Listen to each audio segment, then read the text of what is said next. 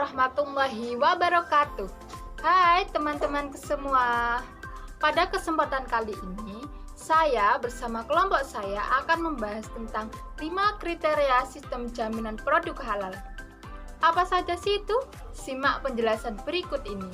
Sistem jaminan halal atau biasa disingkat dengan SJH adalah suatu sistem manajemen yang diatur oleh perusahaan untuk menghasilkan produk halal secara konsisten sesuai dengan persyaratan LPPOM MUI.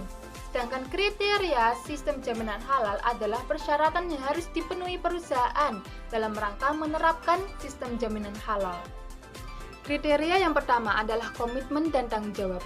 Pemenuhan kriteria ini bisa ditunjukkan oleh PU melalui pernyataan tertulis pimpinan perusahaan bahwa mereka siap menerapkan dan menjaga terpenuhinya kriteria halal, seiring dengan waktu dan dinamika regulasi yang ada. Bentuk implementasi kriteria nomor 1 ini antara lain memberikan sosialisasi kebijakan halal kepada pihak internal maupun eksternal, menyiapkan personel perusahaan yang paham penerapan SJPH di perusahaan melalui pelatihan atau bentuk lainnya. Yang selanjutnya adalah kebijakan halal. Berikut adalah beberapa kebijakan halal.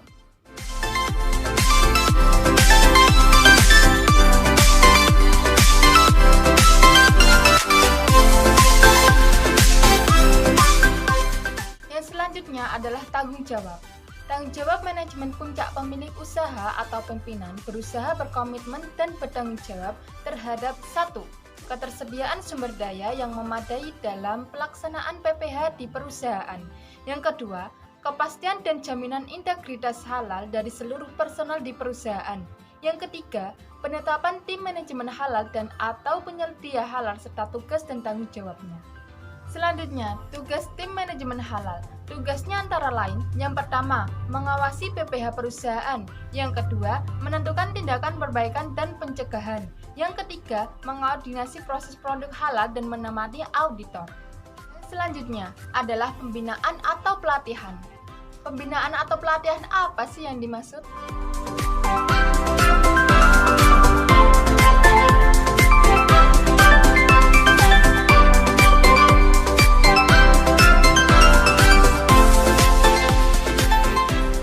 Karakteristik yang kedua yaitu bahan. Bahan yang digunakan dalam PPH atau proses produk halal menurut Undang-Undang 33 tahun 2014 pasal 17-20 ada 4. Yang pertama, bahan baku, yang kedua, bahan olahan, yang ketiga, bahan tambahan, dan yang terakhir, bahan penolong.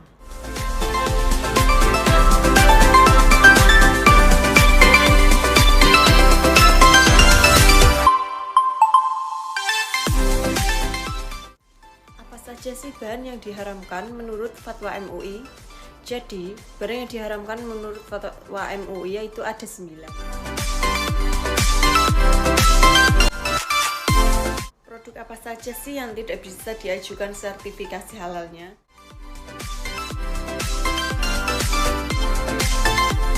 Seperti yang kita ketahui, produk dalam pemasaran adalah sesuatu atau apapun yang dapat kita tawarkan kepada pembeli atau target pasar dan bisa memuaskan sebuah keinginan atau kebutuhan pembeli. Nah, selanjutnya ada 4 penjelasan tentang produk menurut Philip Kotler. Yang pertama, produk konsumsi. Yang kedua, produk industri. Yang ketiga, produk menurut wujudnya. Yang keempat, produk menurut daya tahannya. Yang pertama, produk konsumsi. Produk konsumsi yaitu semua produk yang dapat digunakan bukan untuk dijual kembali. Produk konsumsi ini dikategorikan menjadi beberapa bagian. Yang pertama, produk kebutuhan. Yang kedua, produk belanja. Yang ketiga, produk perhiasan. Yang keempat, unsold goods. Yang kedua, produk industri. Produk industri adalah semua produk yang tidak bisa dibeli oleh konsumen supaya dapat digunakan sebagai bahan baku. Nantinya, tahap berikutnya akan diproses menjadi produk yang baru. Produk industri ini dibedakan menjadi beberapa bagian, di antaranya yang pertama, bahan baku dan suku cadang, yang kedua, barang modal, yang ketiga, perlengkapan dan layanan bisnis. Yang ketiga, produk menurut wujudnya. Suatu produk juga dapat dibedakan menurut wujudnya, di antaranya yakni produk barang dan produk jasa. Yang keempat, produk menurut daya tahannya. Ada barang tidak tahan lama dan barang tahan lama. Selanjutnya, atribut produk. Atribut produk mencakup branding dan merek, pengemasan atau packing, kualitas produk atau produk quality. Tingkatan produk dibagi menjadi 3. Yang pertama, produk inti atau core produk. Yang kedua, produk aktual atau aktual produk.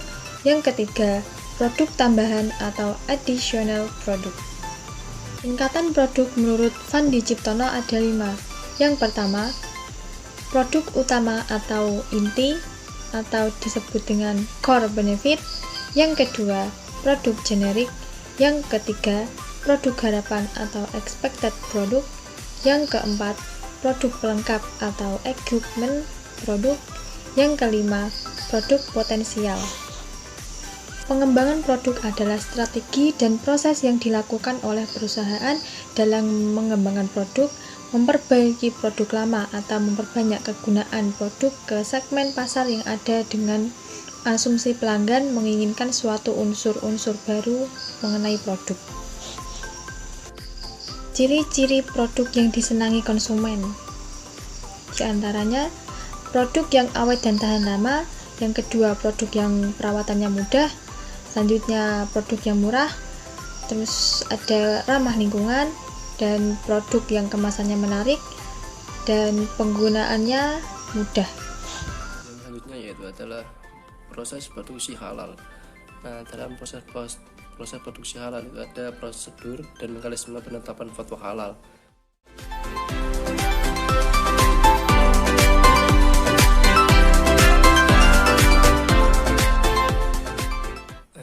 Itu ada proses dan bahan produksi.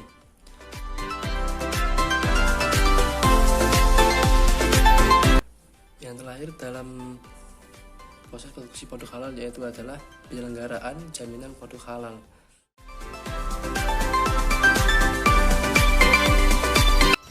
Jadi selanjutnya yaitu apa itu pemantauan dan evaluasi jaminan produk halal? Yaitu sistem jaminan halal SJH adalah suatu sistem yang digunakan untuk memastikan bahwa produk yang dihasilkan oleh suatu perusahaan memenuhi persyaratan halal dan terus diproduksi dengan cara yang halal.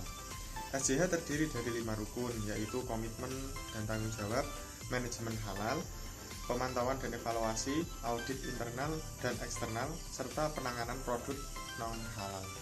Yaitu pemantauan dan evaluasi dalam sistem SJBH.